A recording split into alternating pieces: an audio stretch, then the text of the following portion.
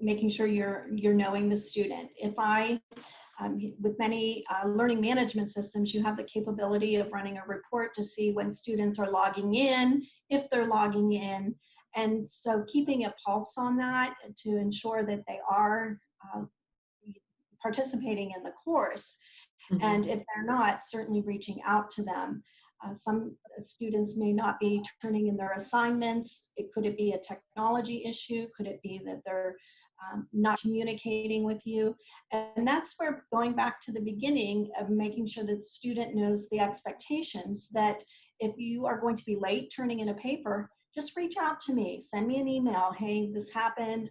I'm going to be late turning this paper in. It's better to know it up front than for me to be trying to find where you are.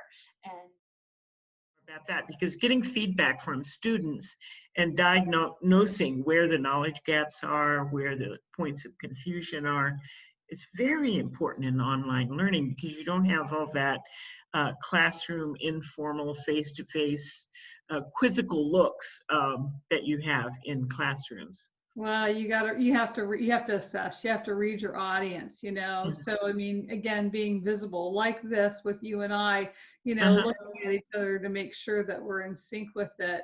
We mentioned those best practices ideas with when we're out on our integration visits with that, making sure that, did the student get it? Did they get captured? Did you engage the learner? We don't want them just assigning things to somebody. We want them to be actively learning with them so that we can see those aha moments and that where they get excited about it.